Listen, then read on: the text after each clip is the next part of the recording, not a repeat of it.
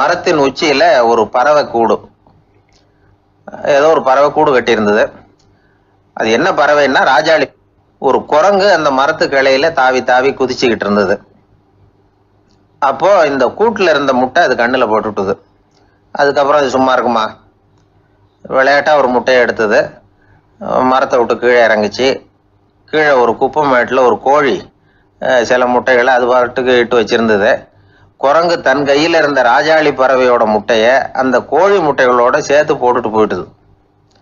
கோழி வந்தது, பார்த்தது, அதுக்கு ஒன்றும் வித்தியாசம் புரியல. தன்னுடைய முட்டைகளோட சேர்த்து அந்த ராஜாளி முட்டையையும் சேர்த்து அடைகாத்துது. கொஞ்ச நாள்ல குஞ்சுகள்லாம் பொரிச்சுது, எல்லாம் முட்டையை விட்டு வெளியில வந்தது. ராஜாளி பறவையோட குஞ்சு அந்த கோழி குஞ்சுகளோடவே சேர்ந்து வளர்ந்தது. மற்ற கோழி குஞ்சுகள் போலவே இதுவும் குப்பையை கிளறிச்சு புழு பூச்சிகளை சாப்பிட்டுது. காக்கைகள் தாக்கிறதுக்கு வந்ததுன்னா மற்ற கோழி குஞ்சுகள் மாதிரியே இதுவும் பயந்து போய் தாய் கோழியின் சிறகுகளுக்கு உள்ள வந்து ஒளிஞ்சிக்கும். இப்படியே கொஞ்ச காலம் போச்சு. குஞ்சுகள்லாம் வளர்ந்து பெருசாயிட்டுது. சிலது சேவல்களாச்சு, சிலது கோழிகளாச்சு. அந்த ஒண்ணு மட்டும் ராஜாளி ஆச்சு. ஆனா ஒரு விஷயம், தான் ஒரு ராஜாளிங்கிறது அந்த பறவைக்கு தெரியாது. தன்னையும் ஒரு கோழின்னே அது நினைச்சுக்கிட்டு இருக்கு. அப்படி நினைச்சுக்கிட்டு குப்பை மேட்டை கிளறிக்கிட்டு இருக்கு. ஒரு நாள் சாயந்தர நேரம் இந்த ராஜாளி பறவை கீழே அது பாட்டுக்கு வழக்கம் போல குப்பையை கிளறிக்கிட்டு இருக்குது. அப்போ அண்ணாந்து பாக்குது. வானத்துல உயரத்துல கூட்டமா ராஜாளி பறவைகள் உல்லாசமா வட்டம் அடிச்சு பறந்துகிட்டு இருக்கு. அதே இது பாக்குது. இதுக்கு மனசுக்குள்ள ஏக்கமா போச்சான். அப்போ இதுக்கு ஆண்டவன் பேர்ல கோபம் வந்துதான். ஆண்டவனுக்கு என் பேர்ல ஏன் இந்த ஓர வஞ்சனை? என்னையும் ஒரு ராஜாளியா படைச்சிருந்தா நானும் கூட இந்நேரம் ஆகாயத்துல உல்லாசமா பறந்துகிட்டு இருப்பேனே அப்படின்னு நினைச்சு வருத்தப்பட்டுதான். இது வேடிக்கையா இருக்குல்ல? ஒரு வகையில பார்த்தா நாம கூட இந்த ராஜாளி பறவை மாதிரி தான் வாழ்ந்துகிட்டு இருக்கோம் அப்படிங்கிறார் ஒரு உளவியல் நிபுணர். நம்மால எவ்வளவு வேலை செய்ய முடியும் அப்படின்னு நாம நினைச்சுக்கிட்டு இருக்கிறோமோ அதை விட பல மடங்கு நம்மால வேலை செய்ய முடியுமா? பல மடங்கு வேகமாகவும் வேலை செய்ய முடியும் அப்படிங்கிறார் அவர். நம்முடைய முழுமையான பலம் என்னங்கிறது நமக்கே தெரியறதில்ல. அதுதான் கஷ்டம். நம்முடைய பலம் தெரியாததுனாலதான் நாம எதுக்கு எடுத்தாலும் பயந்துகிட்டு இருக்கிறோம். ஒரு ஆள் இருந்தான். அவனுக்கு எப்படின்னா கோழியை கண்டா பயப்படுவான். ஏன் கோழியை கண்டா பயம்னா, அவனுக்கு மனசுக்குள்ள தான் ஒரு புழுன்னு நினைப்பு. தன்னை ஒரு புழுவா நினைக்கும் பொழுது, புழுன்னா கோழி வந்து கொத்தும்ல, அதனால கோழியை கண்டு பயப்பட ஆரம்பிச்சிட்டான். இவன் நடுங்கிடுவான். எதிரில் கோழி வந்ததுன்னா உடம்பு பூரா நடுங்க ஆரம்பிச்சிடும். வீட்டில் இருக்கிறவங்க பார்த்தாங்க. இவனை அழைச்சிட்டு போய் ஒரு மனநோய் மருத்துவமனையில சேர்த்துட்டாங்க. அங்கே உள்ள டாக்டர் இவருக்கு சிகிச்சையெல்லாம் கொடுத்தார். ஒரு வாரம் இவனை தங்க வச்சு வேண்டிய சிகிச்சையெல்லாம் கொடுத்து மன ரீதியாக அவனை மாற்றி, சரி இனிமேல் நீ வீட்டுக்கு போகலாம்னு சொல்லி அனுப்பி வச்சார். வீட்டுக்கு புறப்பட்டான். அப்போ சொன்னார், இதை பாருப்பா, நீ வீட்டுக்கு போகலாம், நேராக வீட்டுக்கு போ, நல்லா ஞாபகம் வச்சுக்கோ, இனிமே வந்து நீ ஒரு புழு கிடையாது, மனுஷன், தைரியமாக புறப்படு, போயிட்டு வா அப்படின்னு சொல்லி வழி அனுப்பி வச்சார். சரிங்க டாக்டர்னு சொல்லிவிட்டு இவன் புறப்பட்டு போனான். பாதி வழி போயிருப்பான். லேசா நிமிர்ந்து பார்க்குறான், எதிரில் ஒரு கோழி வந்துகிட்டு இருக்கு. அது பாட்டுக்கு சாதாரணமாக நடந்து வந்துகிட்டு இருந்தது. அவ்வளவுதான், இவன் உடம்பு கிடுகிடுன்னு ஆட ஆரம்பிச்சுட்டுது. திரும்பி ஓடி வந்துட்டான். டாக்டர் கேட்டார், ஏன்பா திரும்பி ஓடி வந்துட்டேன்னு.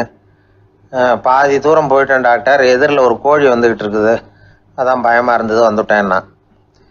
டாக்டருக்கு ஒரு மாதிரி ஆயிடுது. அவர் சொன்னார், இதை பாருப்பா, நான் தான் சொன்னேனே, நீ ஒரு புழு இல்லை, மனுஷன். இனிமே நீ புழு கிடையாது, நீ ஒரு மனுஷன். நீ ஒரு புழு இல்லைங்கிறது இன்னமும் உனக்கு புரியலையா அப்படின்னார் டாக்டர். நான் புழு இல்லைங்கிறது எனக்கு தெரிஞ்சுட்டுது டாக்டர், இது அந்த கோழிக்கு தெரியுமான்னு தெரியலையே அப்படின்னா. இவெல்லாம் எந்த காலத்துல மாறுறது? அதனால வாழ்க்கையில வெற்றி பெறணும் அப்படின்னு நினைக்கிறவங்க யாரா இருந்தாலும் தன்னுடைய பலம் என்ன அப்படிங்கிறத முதல்ல புரிஞ்சுக்கணும். தன்னுடைய சக்தியை புரிஞ்சுக்கிட்டவன் வெற்றி பெறுவது நிச்சயம்.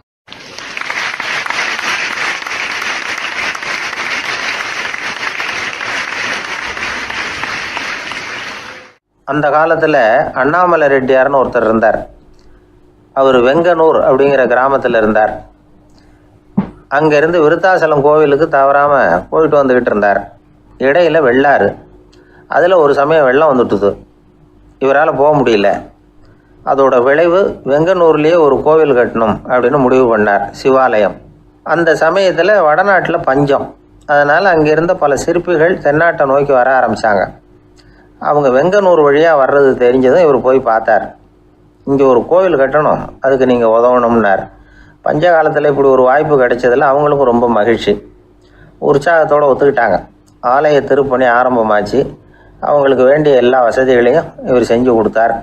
அவங்களுக்கு எந்த குறையும் இல்லாமல் பார்த்துக்கிட்டார். அது மட்டும் இல்லை, ஒவ்வொரு நாளும் அங்கே வருவார். உங்களுக்கு என்ன வேணும், எது வேணும்னு கேட்பார்.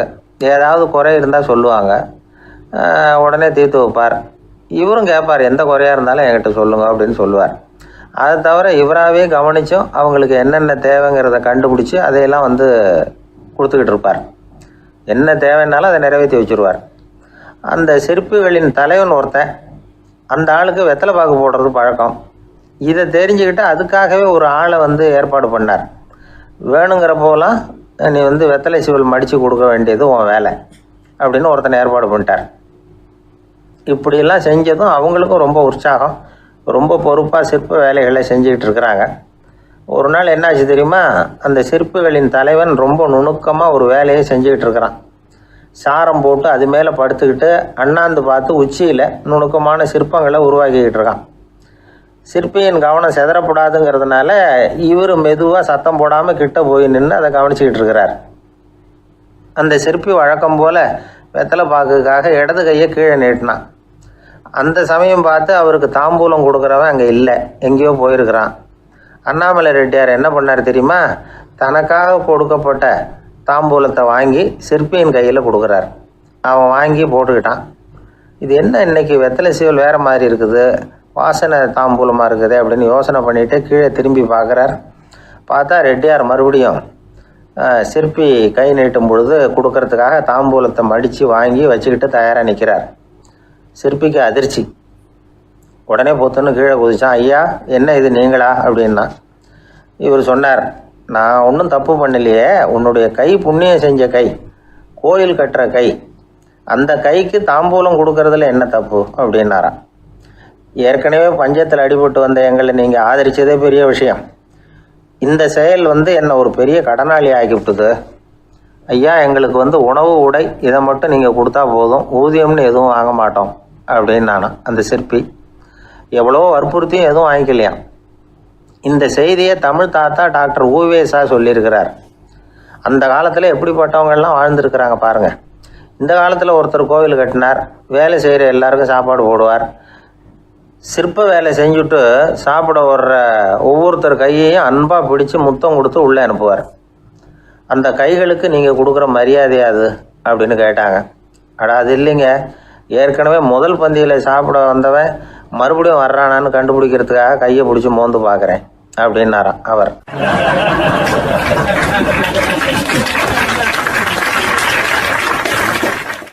பிரம்மத்தை அறிந்தவன் பிரம்மமாகிறான் அப்படின்னு ஒரு பெரியவர் பேசினார் ஒரு கோவிலில்.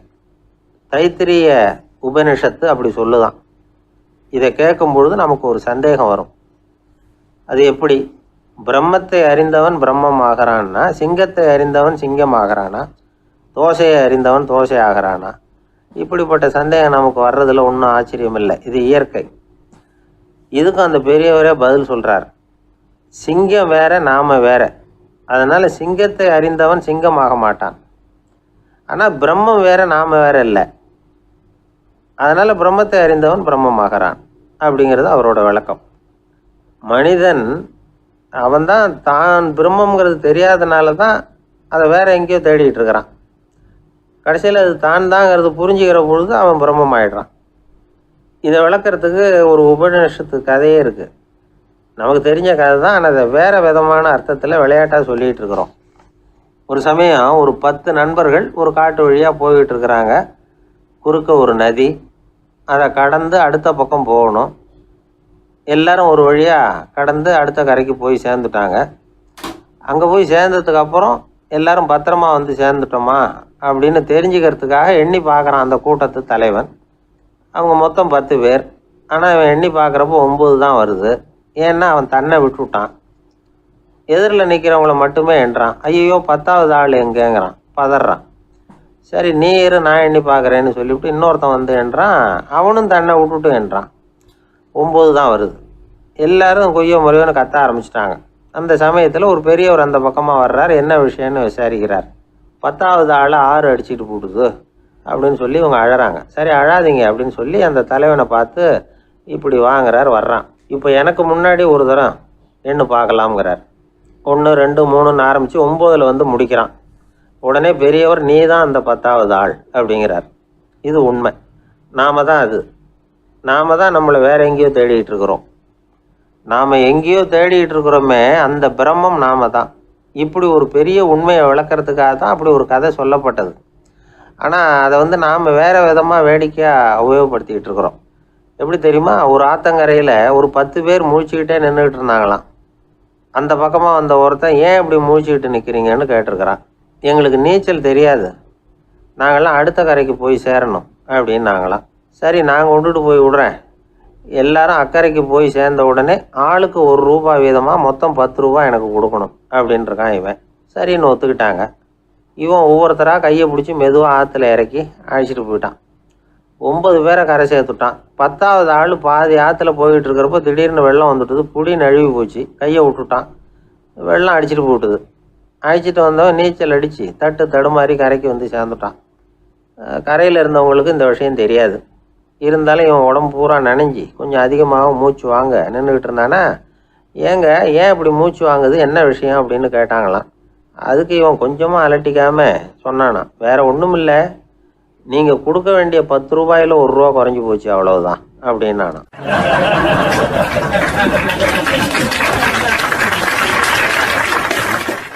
ஒரு ஆள் ராமகிருஷ்ணரை தேடி வந்தான். அவன் கையில் 1000 பொற்காசுகள் வச்சுருந்தான். அதை அவர்கிட்ட கொடுத்து இதை ஏற்றுக்கணும் அப்படின்னு ரொம்ப பணிவாக கேட்டுக்கிட்டான். அவர் பார்த்தார், இது எனக்கு தேவையில்லை, ஆனாலும் உன்னுடைய மனசை புண்படுத்துறதுக்கு நான் விரும்பலை, அதனால் நீ கொடுக்குறத வாங்கிக்கிறேன்னார். வாங்கிக்கிட்டார். அப்புறம் கேட்டார், இதை பாரு, இனிமேல் இதெல்லாம் என்னுடைய இது தானே அப்படின்னார். ஆமாம், அதையெல்லாம் நான் உங்களுக்கே கொடுத்துட்டேன்னா அவன். சரி, இப்போ நீ எனக்காக ஒரு காரியம் பண்ணணும்னார். என்ன செய்யணும்னு சொல்லுங்கன்னா, இந்த நாணயங்களையெல்லாம் எடுத்துக்கிட்டு போய் கங்கை நதியில் எரிஞ்சுட்டு வா அப்படின்னார். இவனுக்கு அதிர்ச்சியாக போச்சு. என்ன பண்ணுறது, இனிமேல் அது முடியாதுன்னு சொல்ல முடியாது. ஏன்னா அந்த நாணயங்களையெல்லாம் அவருக்கே கொடுத்துட்டான். இனிமேல் அதெல்லாம் இவனுடையது இல்லை. பேசாமல் அவ்வளவே அள்ளிக்கிட்டு ஆத்தங்கரைக்கு போனான். போனவன் ரொம்ப நேரம் திரும்பியே வரல. ராமகிருஷ்ணருக்கு சந்தேகம், என்ன ஆச்சு அந்த மனுஷனுக்கு, காசுகளோடு அந்த கங்கையில் குதிச்சுட்டானா, போகும்பொழுதே ஒரு மாதிரியாக தான் போனான், போய் என்னன்னு பார்த்துட்டு வாங்க அப்படின்னார். அங்கே இருந்த ஒருத்தர் ஓடி போய் பார்த்தார். அவர் போய் பார்க்கும்பொழுது அவன் அங்கேயே இருந்தான். அதுக்கப்புறம் அவர் திரும்பி வந்தார். வந்து விவரத்தை சொன்னார். அதாவது அவன் கங்கை கரையில் உட்காந்துக்கிட்டு ஒவ்வொரு நாணயமாக 1 2ன்னு எண்ணி எண்ணி வீசிக்கிட்டு இருக்கிறான். அவனை சுற்றி ஒரு கும்பல் நின்றுக்கிட்டு அவனை தடுத்துக்கிட்டு இருக்குது அப்படின்னு விவரத்தை சொன்னார் போயிட்டு வந்தவர். இதை கேட்டதும் ராமகிருஷ்ணரே புறப்பட்டு அங்கே போனாராம். என்ன இப்படி பண்ணிகிட்டு இருக்கிற, நான் வந்து உன்னை அந்த நாணயங்களை கங்கையில் வீசி எறிய சொன்னேன், நீ ஏன் அதை எண்ணிக்கிட்டு இருக்கிற அப்படின்னார். பழக்கம்தான் காரணம், நான் ஒவ்வொரு நாளும் ஒவ்வொன்றா சேமித்து வச்சேன். இன்றைக்கி என்கிட்ட நிறைய இருக்குது, உங்களுக்கு ஒரு 1000 நாணயங்களை கொடுக்கணுங்கிறது என்னோட ஆசை அப்படின்னா. இப்போ ராமகிருஷ்ணர் சொன்னார், ஒரே நேரத்தில் எல்லாத்தையும் சம்பாதிச்சிருந்தா நீ வந்து எண்ணுறது பொருத்தமாக இருக்கும். எல்லாத்தையும் இழக்கும்போது ஒவ்வொன்றா எண்ணிக்கிட்டு இழக்கிறதுங்கிறது சரியான செயல் இல்லை. அதனால் ஒரே தடவையாக எல்லாத்தையும் தூக்கி எறிஞ்சிடும் அப்படின்னார். இது இழப்பது அப்படிங்கிற ஒரு உயர்ந்த நிலை. இதை நாம் யதார்த்த வாழ்க்கையில் சம்மந்தப்படுத்தி பார்த்து குழப்பிக்கிட்டு இருக்கக்கூடாது. இழக்கிறேன்னு சொல்லிக்கிட்டு இருக்கிற காசையெல்லாம் ஆற்றுலையும் குளத்துலையும் கொண்டு போய் எரிஞ்சிட்டு வாங்க அப்படின்னு உபதேசம் பண்ணுறதாக யாரும் நினச்சிடக்கூடாது.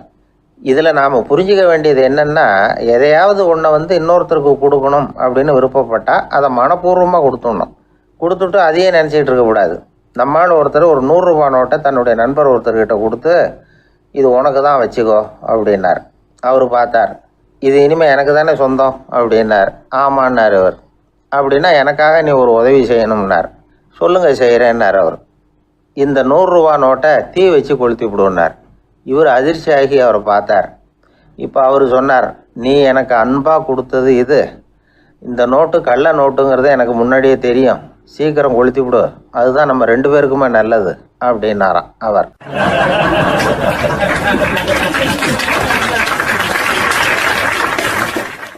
ஏங்க எங்கே போயிட்டு வரீங்க அப்படின்னு கேட்டேன். எனக்கு வேண்டப்பட்ட ஒருத்தரை பார்த்து. ஆஸ்பத்திரிக்குன்னார். எந்த ஆஸ்பத்திரிக்குன்னே? மாட்டு ஆஸ்பத்திரிக்குன்னார். என்ன விஷயம்னே? மாமனாருக்கு உடம்பு சரியில்லை, அதுதான் மாட்டு ஆஸ்பத்திரிக்கு போயிட்டு வரேன்னார். அட பாவி, அதுக்கு அந்த ஆஸ்பத்திரிக்கா போவாங்க அப்படின்னு ஆச்சரியமா. அட அது இல்லைப்பா, முதல்ல எங்கள் குடும்ப டாக்டர் தான் தேடிக்கிட்டு போனேன். அவர் அந்த நேரத்தில் அவர் வளர்க்குற நாய்க்குட்டிக்கு உடம்பு சரியில்லைன்னு சொல்லி அதை தூக்கிக்கிட்டு மாட்டு ஆஸ்பத்திரிக்கு போயிட்டாராம் சொன்னாங்க. அதனால் அங்கே போய் அவரை சந்தித்து விஷயத்தை சொல்லிவிட்டு வர்றேன்னார். அப்புறம் தான் எனக்கு கொஞ்சம் நிம்மதியாக இருந்தது. பொதுவாக நமக்கு தெரிஞ்ச வரையில் டாக்டர்கள் 2 வகை. நமக்கு வைத்தியம் பண்ணுற டாக்டர்கள் ஒரு வகை, நம்மக்கிட்ட இருக்கிற ஆடு மாடு கோழிக்கு வைத்தியம் பண்ணுற டாக்டர்கள் ஒரு வகை. இப்போ தான் எனக்கு தெரியும் இன்னொரு வகையான டாக்டர்களும் உண்டுங்கிறது. அது யாருன்னா பூச்சிகளுக்கு வைத்தியம் பண்ணுற டாக்டர்கள், அதாவது பூச்சி டாக்டர்கள். வெளிநாடுகளில் அப்படிலாம் கூட சில பேர் இருக்கிறாங்க.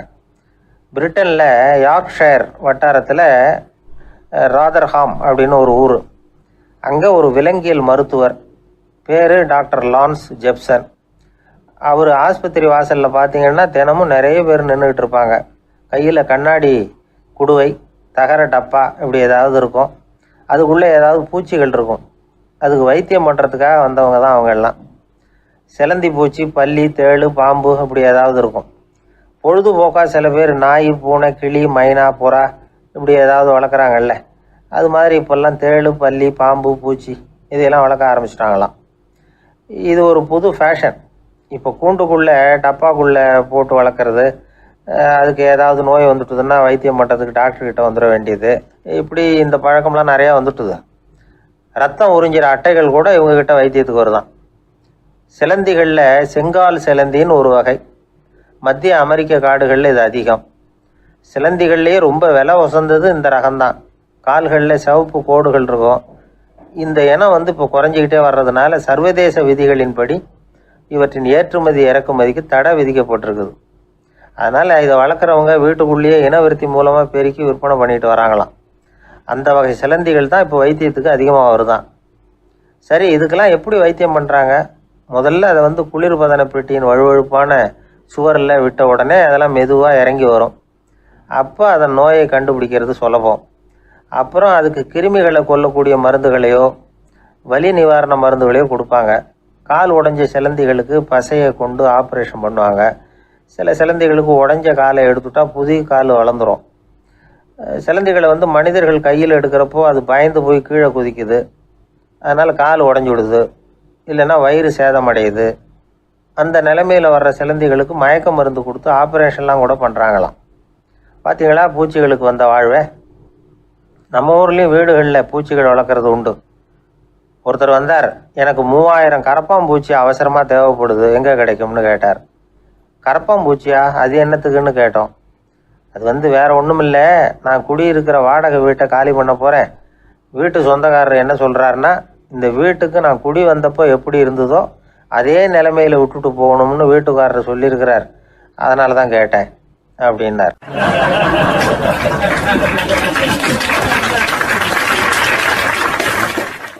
ஒரு தந்தை தன்னோட பிள்ளைய ரொம்ப தைரியசாலியாக வளர்க்கணும்னு ஆசைப்பட்டார்.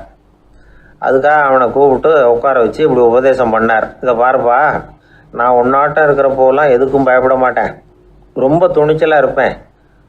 ஒரு நாள் ஒரு அப்பாவி எலிய ஒரு பூனை துரத்திட்டு ஓடிச்சு. நான் உடனே என்ன செஞ்சேன் தெரியுமா? அந்த பூனையை பிடிச்சேன், அது வாலில் ஒரு பட்டாசு சரத்தை கட்டினேன், கொளுத்தி விட்டேன், படபடன்னு வெடிக்க ஆரம்பிச்சுட்டுது. அது துள்ளிக்கிட்டு அங்கேயும் இங்கேயும் ஓடி இருக்கு பாரு ஓட்டம், ரொம்ப தமாஷு அப்படின்னார் அப்பா. இப்படி சொல்லிவிட்டு பையனை பார்த்து, இதை கேட்குறதுக்கு உனக்கும் துணிச்சல் வருதா? நான் என்னுடைய செயலை நீ கேட்குறப்போ உனக்கு துணிச்சல் வருதா அப்படின்னு கேட்டார். வருதுன்னா பையன்.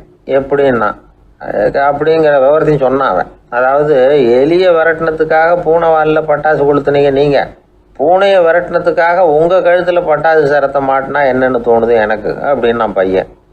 பையனோட துணிச்சல் அப்பாவையே நடுங்க வச்சுட்டுது. அது சரி, ஒரு அப்பா பிள்ளைக்கு இப்படியா உபதேசம் பண்ணுறது? எல்லாருக்கிட்டையும் அன்பாக பழகிறது எப்படி அப்படின்னு சொல்லி கொடுக்கணும். பிஞ்சு உள்ளங்களில் நஞ்சை தூவலாமா? ஒரு நாள் விநாயகர் ஒரு பூனையோடு விளையாடிக்கிட்டு இருந்தாராம். அப்படி ஆசையாக விளையாடிக்கிட்டு இருந்தப்போ அவரோட கை நகம் தவறுதெல்லாம் பூனையோட முகத்தில் பட்டுட்டு தான். அது ஒரு சின்ன கீரெல்லாம் உண்டாகி விட்டுது. அப்பா அவர் அதை ஒரு பெருசாக நினைக்கல. கொஞ்ச நேரத்துக்கு அப்புறம் விநாயகர் வீட்டுக்கு வந்தார். அவங்க அம்மா பார்வதி தேவியை பார்த்தார். பார்வதி தேவி கன்னத்தில் விரலால் கீறினது மாதிரி ஒரு அடையாளம் இருந்தது. விநாயகருக்கு அதிர்ச்சி, ஆச்சரியம். நம்ம அம்மா இந்த உலகத்துக்கே தாயார், அப்பேற்பட்ட அவங்க முகத்திலேயே கீறலை உண்டாக்கக்கூடியவங்க யாராக இருக்க முடியும் அப்படின்னு யோசனை பண்ணார். தாயே, உன்னுடைய கன்னத்தில் இந்த வடு எப்படிம்மா ஏற்பட்டதுன்னு கேட்டார். குழந்தாய், இது நீ செஞ்ச காரியம்தான்ப்பா, உன்னுடைய கை நகம் கீறினதுனால ஏற்பட்ட வடு தான் இது அப்படின்னாங்க அவங்க. விநாயகர் திடுக்கிட்டு போட்டார். எப்படிம்மா அது? நான் எந்த காலத்துலேயும் ஒன்று அப்படி கீறினதாக எனக்கு நினைவு இல்லையே அப்படின்னார். இன்னைக்கு காலையில் ஒரு பூனையை கீறினதை நீ மறந்துட்டியா அப்படின்னாங்க அந்த அம்மா. விநாயகர் திகைச்சு போய் நின்னார். பார்வதி தேவி சொன்னாங்க, இதை பாருப்பா, இந்த உலகத்தில் இருக்கக்கூடிய எல்லா உயிர்கள்லேயும் நான் இருக்கிறேன். நான் தான் இந்த உலகமாக ஆகியிருக்கிறேன். ஆகையினால நீ யாரை துன்புறுத்தினாலும் அது உண்மையிலேயே என்ன துன்புறுத்தினதாக தான் வந்து முடியும் அப்படின்னாங்க. விநாயகர் மனசுக்குள்ளே ஒரு வெளிச்சம் ஏற்பட்டு தான். அதுக்கப்புறம் அவர் யாரையுமே கல்யாணம் பண்ணிக்காததுக்கு அதுதான் காரணமாக. இந்த உலகத்தில் எல்லாரையும், இங்கே இருக்கிற எல்லாத்தையும் தாயின் வடிவமாக அவர் பார்க்க ஆரம்பிச்சிட்டாராம். குருதேவர் ராமகிருஷ்ணர் இந்த கதையை எடுத்து சொல்லியிருக்கிறார். நபிகள் நாயகம் ஒரு தடவை ஒரு நாற்காலியில் உட்காந்து என்னமோ யோசனை பண்ணிகிட்டு இருந்திருக்கிறார். அப்போ அவரோட உடையில் ஒரு கீழ்ப்பகுதி தரையில் படிஞ்சு கிடந்திருக்குது. அங்கே விளையாடிக்கிட்டு இருந்த ஒரு பூனை அது மேலே வந்து படுத்து தூங்கி போச்சு. தொழுகை செய்ய வேண்டிய நேரம் வந்துட்டது. நபிகள் நாயகம் எழுந்திருக்க பார்த்தார். அப்போ தான் பூனை தன்னோட உடை மேலே படுத்து தூங்கிட்டு இருக்கிறது கண்ணில் படுது. பூனையோட தூக்கத்தை கலைக்க விரும்பல அவர். தன்னுடைய சகோதரியை கூப்பிட்டார். ஒரு கத்திரிக்கோல் எடுத்துகிட்டு வர சொன்னார். பூனை படுத்திருந்த உடை பகுதி மட்டும் இருக்குல்ல, அதை மட்டும் அதோட கத்திரிச்சு விட்டுட்டு அதுக்கப்புறம் அவர் எழுந்திரிச்சு தொழுகைக்கு போனாராம். அதாவது பிற உயிர்கள்கிட்ட எப்படி அன்பு காட்டணுங்கிறத பெரியவங்க எவ்வளவோ விதத்தில் நமக்கு எடுத்து காட்டியிருக்கிறாங்க. இருந்தாலும் எத்தனை பேர் மனசில் அதெல்லாம் உரைச்சிருக்குது. நாமளும் நம்ம ட்ரெஸ்ஸு மேலே ஒரு பூனை படுத்திருந்தா ஒரு கத்திரிக்கோலை தான் தேடுவோம், எடுத்துக்கிட்டு வர சொல்லுவோம். துணியை வெட்டுறதுக்கு பதிலாக இல்லை அதோட வாழை வெட்டினா என்ன அப்படின்னு தோணும். ஒரு ஆள் ரொம்ப பிரியமாக ஒரு பூனையை ஆற்றுல குளிப்பாட்டிக்கிட்டு இருந்தானா. எப்படி? அந்த பூனையை ஆற்று தண்ணியில் அமுக்கி அமுக்கி குளிப்பாட்டிக்கிட்டு இருக்கிறான். அந்த வழியாக போன பெரியவர் ஒருத்தர் இதை பார்த்தார். இதை பார்ப்பா, பூனையை அது மாதிரி ஆற்று தண்ணியில் அமுக்கி குளிப்பாட்டாத, மூச்சு திணறி செத்து போடும் அப்படின்னு அட்வைஸ் பண்ணார். நீ போய் அவன் வேலையை பார்த்துக்கிட்டு, எனக்கு எல்லாம் தெரியும்னா இவன். சரின்னு அவர் போயிட்டார். கொஞ்ச நேரம் கழித்து அவரே அந்த வழியாக திரும்பி வந்துக்கிட்டு இருந்தார். ஆற்றுல பூனையை குளிப்பாட்டிக்கிட்டு இருந்தவன் அழுதுகிட்டு உட்காந்துருக்கிறான். பக்கத்தில் அந்த பூனை செத்து கிடக்குது. இதை பார்த்தார் பெரியவர். நான் தான் அப்போவே சொன்னேனே அந்த பூனையை ஆற்றுல நினைக்காதேன்னு, அதை கேட்டிருந்தா இப்படி ஆயிருக்குமா அப்படின்னார். அந்த ஆள் கோபமாக இவரை முறைச்சி பார்த்தான். அட போய்யா, இந்த பூனை ஆற்றுல குளித்ததுனால ஒன்றும் செத்து போகல, குளித்ததுக்கு அப்புறம் அதோட உடம்பு ஈரமாக இருக்குதுன்னு அதை புழிஞ்சேன், அதனால தான் இப்படி ஆயிட்டுது அப்படின்னு நானா.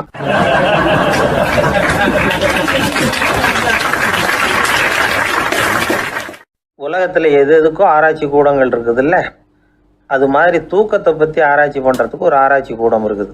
அப்படி ஆராய்ச்சி பண்ணணும்னா அதுக்கு மூழ்கிக்கிட்டு இருக்கணும்ல. அதனால தான் அந்த ஆராய்ச்சி கூடம் இங்கே இல்லை. அமெரிக்காவில் பாஸ்டன் பல்கலைக்கழக மருத்துவமனையில் அது இருக்குது. அங்கே தூக்கத்தை பற்றி பலவிதமான ஆராய்ச்சிகள் பண்ணிகிட்டு இருக்கிறாங்க. அந்த ஆராய்ச்சி கூடத்தில் இயக்குனராக இருக்கிற ஒரு நிபுணர் அவர் என்ன சொல்கிறார் தெரியுமா? உங்களுக்கு தூக்கம் வரலையா, நீங்கள் நல்லா தூங்குறதுக்கு தாராளமாக சில யோசனைகளை என்னால் சொல்ல முடியும் அப்படிங்கிறார். யோசனை தானே, காசா பணமாக கேட்டு வச்சுக்கலாமே. உணவு, மனநிலை, தூங்கும் இடத்தோட சூழ்நிலை, படுக்கைக்கு செல்கிறப்போ உள்ள பழக்க வழக்கங்கள், இது காரணமாக ஒருத்தருக்கு தூக்கம் வராமல் போகலாம். தூக்கம் வராததுக்கு இதுதான் காரணம்னா அதையெல்லாம் சுலபமாக கட்டுப்படுத்தலாங்கிறார் அவர். தூக்கத்தை வரவழைக்கக்கூடிய ஒரு நல்ல மருந்து உடற்பயிற்சி. ஆனால் ஒன்று, படுக்க போகிற நேரத்தில் இது மாதிரி உடற்பயிற்சிகள் எல்லாம் செய்யக்கூடாது. கொஞ்சம் முன்னாடி பகல்லையே இந்த பயிற்சிகளை செய்கிறது நல்லது. தூக்கம் வராமல் அவதிப்படுறவங்க பிற்பகல் நேரங்களில் காஃபி, டீ இது மாதிரி பானங்களை சாப்பிடக்கூடாது. மது அருந்துறது கூட தூக்கத்தை பாதிக்கும். வெது வெதுப்பான நீரில் குளிக்கிறது, தியானத்தில் ஈடுபடுறது, ஓய்வாக இருக்கிறது, படுக்கிறது, அதாவது படுக்கிறதுக்கு முன்னாடி ஒரு குவளை பால் சாப்பிட்றது, இதெல்லாம் தூக்கத்தை வரவழைக்கிறதுக்கு ரொம்ப உதவியாக இருக்கும். இன்னொரு விஷயம் என்னென்னா, தூங்கி ஆகணுமேங்கிற கவலை வேண்டியதில்லை. அப்படி நினச்சி கவலைப்படுறதை விட்டுடணும். தூக்கம் வரலையா, உடனே படுக்கையை விட்டு எழுந்திரிக்க வேண்டியது. வெளியில் வாங்க, வேறு ஏதாவது வேலையில் ஈடுபடுங்க, கொஞ்சம் நேரம் உலாவுங்க, அல்லது ஏதாவது ஒரு புஸ்தகத்தை எடுத்து படிங்க. களைப்பு ஏற்பட்டால் மறுபடியும் படுக்கைக்கு போங்க, தூக்கம் தானே வந்துடும். ஒரு விஷயத்தை மட்டும் நல்லா ஞாபகத்தில் வச்சுக்கணும். படுக்கைக்கு போகிறப்போ உங்கள் மற்ற எல்லா பிரச்சனைகளையும் மறந்துடணும். அது எப்படி சார் முடியும்? அந்த நேரம் தானே எல்லா பிரச்சனையும் வரிசையாக ஞாபகத்துக்கு வருது அப்படின்னு நாம் நினைக்கலாம். ஆனால் பழக்கத்தில் அதை நாம் மாற்றிக்க முடியும். கொஞ்சம் முயற்சி பண்ணணும், அவ்வளோதான். இது எல்லாமே ஆராய்ச்சி பண்ணி பார்த்துட்டு அந்த நிபுணர் சொல்கிற கருத்து தான். இன்னொரு விஷயமும் அவர் சொல்கிறார். அது என்னென்னா, உடல் கோளாறு காரணமாக தூக்கம் வராமல் அவதிப்படுறவங்களுக்கெல்லாம் இந்த யோசனைகள் சரியாக வராது அப்படிங்கிறார். அதுக்கெல்லாம் மருத்துவ சிகிச்சை கொடுத்து தான் சரி பண்ணணும். சில பேருக்கு நடு ராத்திரியில் மூச்சு திணறல் ஏற்பட்டு தூக்கம் வராமல் போயிடும். ஊரெல்லாம் தூங்குறப்ப தான் மட்டும் தூங்காமல் மூழ்கிட்டு இருக்கிறது, ஊரெல்லாம் மூழ்கிட்டு இருக்கிறப்போ தான் மட்டும் தூங்குறது, இது மாதிரி கோளாறுகளால் சில பேர் பாதிக்கப்படலாம். காலு தசை முறுக்கிக்கிறதுனால சில பேருக்கு அடிக்கடி விழிப்பு வரலாம். மன அழற்சி காரணமாக சில பேருக்கு தூக்கம் வராது.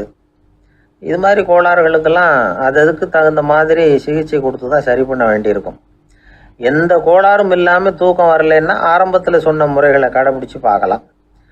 தூக்கம் வந்ததுன்னா யோசனை சொன்ன அந்த நிபுணருக்கு நன்றி சொல்லலாம்.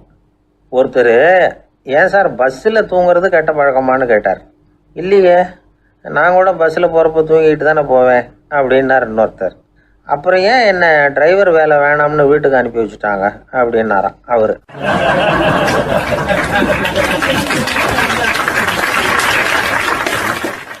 ஒருத்தரை பார்த்து உன்னுடைய நண்பர்கள் யார் அப்படின்னு ஒரு கேள்வி கேட்டு பாருங்க. கொஞ்சம் யோசிச்சு பதில் சொல்லுவாங்க. அவங்கக்கிட்டேயே உன்னுடைய எதிரிகள் யார் அப்படின்னு கேளுங்க, கடகடன்னு ஒப்பிச்சிருவாங்க. நம்ம மனசு இருக்க, அது எப்படின்னா, நம்ம நண்பர்களை விட எதிரிகளை அது நல்லா ஞாபகத்தில் வச்சுக்கும். இது ஒரு ஆச்சரியமான உண்மை. உங்களால் நண்பர்களை மறந்துட முடியும், ஆனால் எதிரிகளை மறந்துட முடியாது. இது ஒரு வேடிக்கையான நிலைமை தான். அழகான தருணங்களை நாம் ஏன் மறந்துடுறோம்? இது இயற்கை. ஏன்னா நம்ம மனசு மலர்களை கவனிக்கிறது இல்லை, அதில் இருக்கிற முள்ளை தான் கவனிக்குது. தன்னை காயப்படுத்துகிற எதையும் அது உடனே கண்டுகொள்ளுது. ஒரு தெளிந்த சிந்தனை உடைய மனசு மிக அழகாக உள்ள எல்லாத்தையும் கவனிக்கும். அது நன்றியுடன் உணரக்கூடிய எல்லாத்தையும் பார்த்து குறிச்சிக்கும். இப்படிப்பட்டவங்க வாழ்க்கை இயல்பாகவே நல்லா அமையும். அது ரொம்ப அபூர்வம். மனசில் உள்ள ஒரு சிறிய அமைப்பை மாற்றுவதை பொறுத்து தான் இந்த விஷயம் அப்படிங்கிறார் ஓஷோ. ஒரு யூத கோவில் இருந்து தான், அது யூதர்களின் மடமாகவும் இருந்தது. அங்கே ஒரு தலைமை குரு, அவர் ரொம்ப கண்டிப்பானவர். அந்த கோவிலை ஒட்டி ஒரு தோட்டம். ஒரு நாள் காலையில் அந்த தோட்டத்தில் 2 இளம் யூதர்கள் நடந்து போய்கிட்டு இருக்கிறாங்க. காலையில் 1 மணி நேரம், மாலையில் 1 மணி நேரம் அவங்க அந்த தோட்டத்தில் நடக்கிறதுக்கு அனுமதி உண்டு. மற்ற நேரங்களில் அவங்க மத புத்தகங்களை படிக்கணும், பிற விதிமுறைகளை கடைபிடிக்கணும். அந்த 2 பேருமே தொடர்ந்து புகைப்பிடிக்கிற பழக்கம் உள்ளவங்க. ஆனால் கோவில் மடத்தில் இருக்கிறப்போ அவங்க புகைப்பிடிக்க முடியாது, அது கடுமையான குற்றம். சரி, நாம் தோட்டத்தில் இருக்கிறப்போவாவது புகைப்பிடிக்கலாமா அப்படின்னு ஒரு ஆசை அவங்க 2 பேருக்குமே. இருந்தாலும் பயம். இப்படி கேட்டால் மதகுரு என்ன சொல்லுவாரோ அல்லது என்ன செய்வாரோங்கிற பயம். இப்படியே கொஞ்ச நாள் ஆச்சு. ஒரு நாள் அந்த 2 பேரில் ஒருத்தன் ரொம்ப கலங்கி போய் அந்த கோவிலிருந்து வெளியில் வந்துக்கிட்டு இருந்தான். வந்தவன் நேராக தோட்டத்து பக்கம் போனான். அங்கே இன்னொருத்தன் ஆனந்தமாக புகை பிடிச்சிக்கிட்டு இருக்கிறான். அதை பார்த்து தான் இவனுக்கு அதிர்ச்சி. அட கடவுளே, என்ன இது, நீ கேட்காமலே ஆரம்பிச்சிட்டியா அப்படின்னா. இல்லை, நான் கேட்டுவிட்டு தான் ஆரம்பிச்சிருக்கேன்னா அவன். அப்படியா, என்ன மனுஷன் இவர், நானும் தான் கேட்டேன், என்னை கண்ணாமுன்னான்னு திட்டிவிட்டார். இது என்ன கோவிலா இல்லை நரகமா? உனக்கு புகை பிடிக்கணும்னு ஆசையாக இருந்தால் நரகத்துக்கு போகணும்னு சொல்லிவிட்டார். அது சரி, உன்னை மட்டும் எப்படி அனுமதிச்சார் அப்படின்னு கேட்டான் இவன். அவன் சிரிச்சுக்கிட்டே, நீ எப்படி கேட்ட சொல்லு அப்படின்னா. நாம் இந்த தோட்டத்துக்கு வர அனுமதிக்கப்பட்டிருக்கிறதே ஜபத்துக்காகத்தானே, அதனால் நான் ஜபம் சொல்லும் பொழுது புகை பிடிக்கலாமா அப்படின்னு கேட்டேன். அதுக்கு தான் அவர் சத்தம் போட்டு என்னை அடிக்கவே வந்துட்டார் அப்படின்னா இவன். நீ ஒரு மாதிரியாக கேட்டிருக்க, நான் வேறு மாதிரியாக கேட்டிருக்கிறேன். ஜபம் சொல்லும்போது புகை பிடிக்கலாமான்னு நீ கேட்டிருக்க. ஐயா, புகை பிடிக்கும் பொழுது ஜபிக்கலாமா அப்படின்னு நான் கேட்டேன். அதில் தப்பு ஒன்றும் இல்லை அப்படின்னு பதில் சொல்லிட்டார் அப்படின்னா. ஒரு சிறிய மாற்றம்தான் அது மிகப்பெரிய மாறுதலை ஏற்படுத்தி விட்டது. மனசு நல்ல விதமாக சிந்திக்க ஆரம்பிச்சுட்டுதுன்னா மகிழ்ச்சிக்கு பஞ்சம் இல்லை. ஒரு கஞ்சன் ஆற்றுல விழுந்துட்டான், வெள்ளத்தில் தத்தளிச்சுக்கிட்டு இருக்கிறான். கரையில் நின்ன ஒருத்தர் உன் கையை கொண்டா இப்படி பிடிச்சி இழுத்து கரையில் சேர்த்து விடுறேன்னார். எதையும் கொடுத்து பழக்கம் இல்லாத அவன் கையையும் கொடுக்க மாட்டேன்னுட்டான். இவர் பார்த்தார், உன் கையை கொடுன்னு சொல்கிறதுக்கு பதிலாக நான் என் கையை கொடுக்குறேன் பிடிச்சிக்கோ அப்படின்னார். அவன் கப்புன்னு பிடிச்சிக்கிட்டான், இழுத்து கரையில் போட்டார்.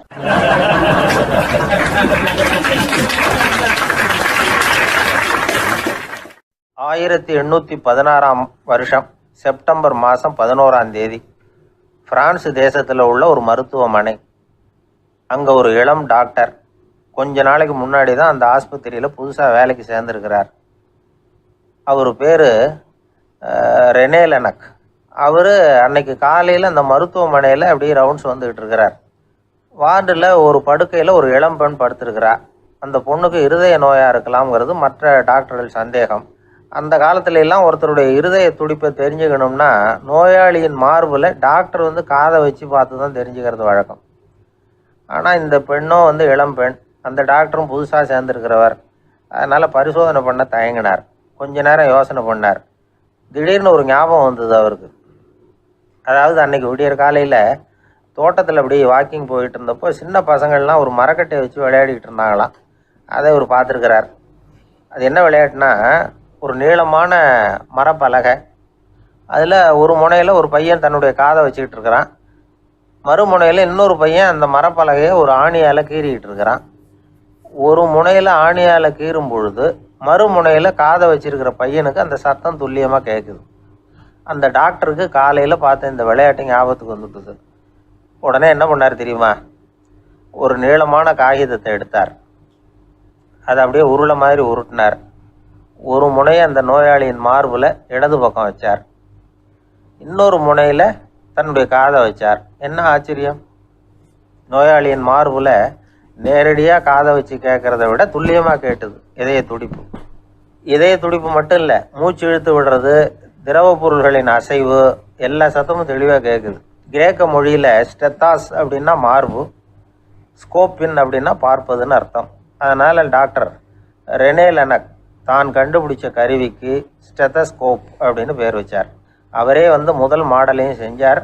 அளவு ரொம்ப பெருசாக இருந்தது, சுலபமாக எடுத்துகிட்டு போகிறது கஷ்டம், அது அவ்வளோ கஷ்டமாக இருந்தது அது. அதனால் அவரே அதை அப்புறம் 2 பிரிவாக தயார் பண்ணார். இது 2 துண்டையும் டாக்டர் தன்னோட கோட்டு பாக்கெட்டில் வச்சுக்கலாம், தேவைப்படுறப்ப எடுத்து ஒன்றா சேர்த்துக்கலாம். இப்படி தான் அவர் ஆரம்பத்தில் பண்ணார். தன்னுடைய இந்த கண்டுபிடிப்பை பற்றி அவர் ஒரு புத்தகம் எழுதினார். நிறைய விற்றுது, புகழும் பணமும் சேர்ந்தது. பணமும் புகழும் வந்து சேர்ந்தது மாதிரியே அவருக்கு ஒரு நோயும் வந்து சேர்ந்தது. அது என்ன நோயின்னு கண்டுபிடிக்கிறதுக்கும் அவர் கண்டுபிடிச்ச கருவி தான் உபயோகப்பட்டு தான். அவரே அதை கண்டுபிடிச்சார். அவருக்கு வந்திருந்தது காச நோய். 1826 வருஷம் ஆகஸ்ட் மாதம் 13 உலகத்தின் முதல் ஸ்டெதஸ்கோப்பை கண்டுபிடிச்ச டாக்டர் ரெனே லெனக் காலமானார். அவர் சாகிறதுக்கு முன்னாடி மரத்தால் செஞ்சு வச்சுருந்த ஸ்டெதஸ்கோப்பை தனக்கு வேண்டியப்பட்ட ஒரு டாக்டர்கிட்ட கொடுத்து, என்னுடைய சொத்துக்கள்லேயே ரொம்ப வசந்தது அப்படின்னு சொன்னாராம். அதுக்கப்புறம் 3 வெள்ளைக்காரங்க சேர்ந்து இந்த கருவியில் சில மாற்றங்களை பண்ணாங்க. ஆனால் 1829 லண்டனில் டாக்டர் நிக்கோலஸுங்கிறவர் ஒரு காதால் இதய துடிப்பை கேட்குறத விட டாக்டர் 2 காதாலையும் கேட்குறது தான் சரியாக இருக்கும் அப்படின்னு ஒரு கருத்தை வெளியிட்டார். அதுக்கப்புறம் ரொம்ப காலம் கழித்து 1852 ஜார்ஜ் காமான் அப்படிங்கிறவர் ரப்பர் டியூபுகளை உபயோகப்படுத்தி 2 காதாலையும் கேட்குற மாதிரி ஒரு புதிய வடிவத்தை அதுக்கு கொடுத்தார். அதுக்கு பிறகு அது படிப்படியாக எவ்வளவோ மாற்றங்கள் இருந்தாலும் ஆரம்பத்தில் டாக்டர் ரெனே லெனக் உருவாக்கின அடிப்படை மாடலை யாரும் மாற்றி அமைக்கலைங்கிறது தான் முக்கியமான விஷயம். நமக்கு தெரிஞ்ச ஒரு ஆஸ்பத்திரி, அதில் ஒரு நோயாளி, காலை நேரத்தில் நர்ஸு அந்த பக்கமாக போயிட்டு இருந்தாங்க. அதை பார்த்துட்டு ஒரு நர்ஸுன்னு கத்துறார். நர்ஸு அவசரமாக ஓடி வந்து என்ன விஷயம்னு கேட்டாங்க. சிஸ்டர், இங்கே பாருங்கள், உங்கள் டாக்டரை என் நெஞ்சில் ஒரு காதை வச்சு கேட்டுக்கிட்டு இருக்கிறார் அப்படின்னார் நோயாளி. சிஸ்டர் பதட்டப்படாமல், அதனால் என்ன, இந்த டாக்டர் பழமையான விஷயங்களில் ரொம்ப நம்பிக்கை உள்ளவர், அதனால் ஸ்டெதாஸ்கோப்பை உபயோகப்படுத்தாமல் காதை வச்சு கேட்குறார், அது ஒன்றும் தப்பு இல்லை அப்படின்னாங்களாம். ஐயோ, அதுக்காக இல்லை சிஸ்டர், இவர் என் நெஞ்சு மேலே தலையை வச்சது நேற்று ராத்திரி 9 மணி. இப்போ விடிஞ்சு போச்சு, இன்னமும் தலையை எடுக்கவே இல்லை. அதுக்காக தான் சந்தேகப்பட்டு உங்களை கூப்பிடுறேன் அப்படின்னாராம்.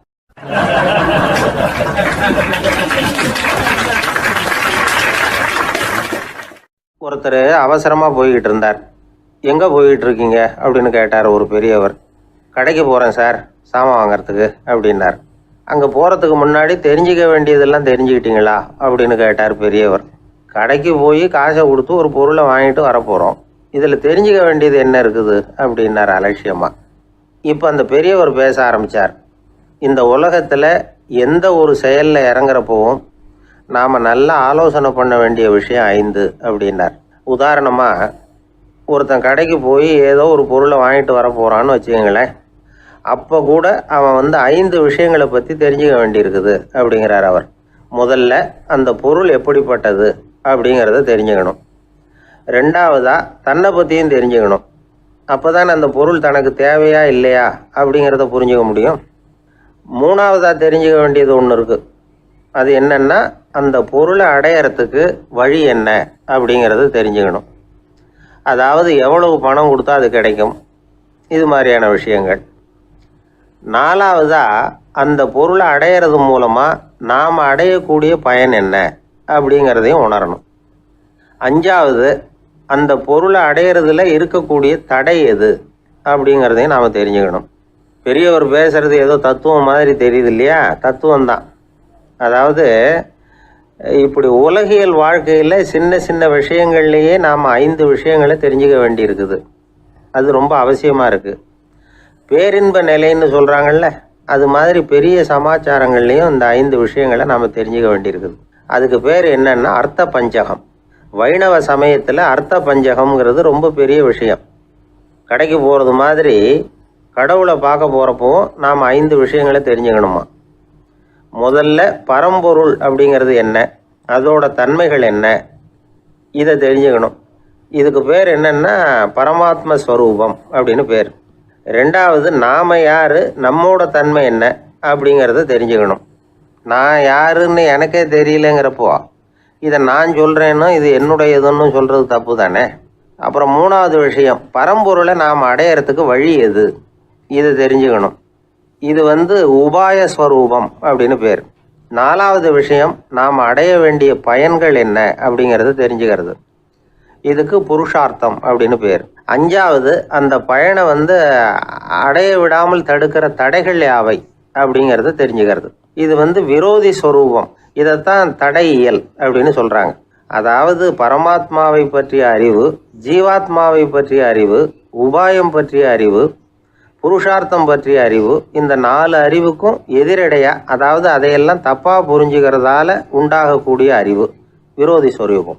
என்ன இது தகவலில் ஏதாவது கதை சொல்லுவீங்கன்னு பார்த்தா ஏதோ தத்துவம் பேசிகிட்டு இருக்கிறீங்களே அப்படின்னு நினைக்கலாம். இதுவும் தெரிஞ்சிக்க வேண்டிய ஒரு பெரிய விஷயந்தான். காதில் போட்டு வச்சா எப்போவாவது உபயோகப்படும். என்னுடைய நண்பர் ஒருத்தர் ஒரு நாள் என்கிட்ட சொன்னார், சார் அடுத்த மாதம் தஞ்சாவூரில் ஒரு கல்யாணம், போகிறதா வேண்டாமா அப்படின்னு ஒரே குழப்பமாக இருக்குது அப்படின்னார். நான் உடனே இந்த அர்த்த பஞ்சக உபதேசம் பண்ண ஆரம்பித்தேன். அவர் எல்லாத்தையும் பொறுமையாக கேட்டுவிட்டு, சரி சார் நான் போகிறதுன்னு முடிவு பண்ணிவிட்டேன்னார். எப்படி இந்த முடிவுக்கு வந்தீங்க அப்படின்னு கேட்டேன். அவர் சொன்னார், சார் அந்த 2வது பாயிண்ட் ஒன்று சொன்னீங்களே, அதை புரிஞ்சுக்கிட்டதுக்கு அப்புறம்தான் இந்த முடிவுக்கு வந்தேன் அப்படின்னார். என்ன 2வது பாயிண்ட்டுன்னு? அதாவது தன்னை பற்றி புரிஞ்சுக்கணும் அப்படின்னு சொன்னீங்க. உடனே என்னை பற்றி புரிஞ்சுக்கிட்டேன், நான் யாருங்கிறது எனக்கு தெரிஞ்சுது, உடனே போகிறது தான் நல்லதுன்னு முடிவு பண்ணிவிட்டேன்னார். நீங்கள் யாருன்னு கேட்டேன். நான் தான் சார் அந்த கல்யாணத்தில் தாலி கட்ட வேண்டிய மாப்பிள்ளை அப்படின்னார்.